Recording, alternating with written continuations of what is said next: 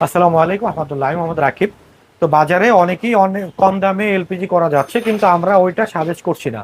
But আপনাদের যদি চাহিদা থাকে, আপনাদের যদি এটা যদি কোনো ধরনের করার চিন্তা ভাবনা থাকে, আমরা কম দামে করে দিতে পারবো।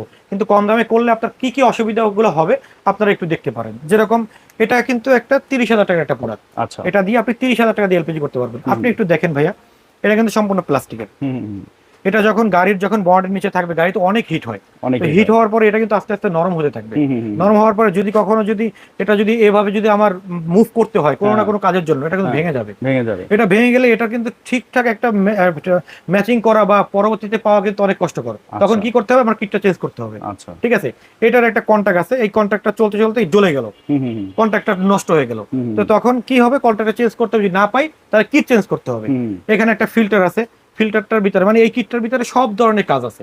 আচ্ছা। ঠিক আছে, আমরা কেন এটা দিচ্ছি না, শুধুমাত্র এটার কারণেই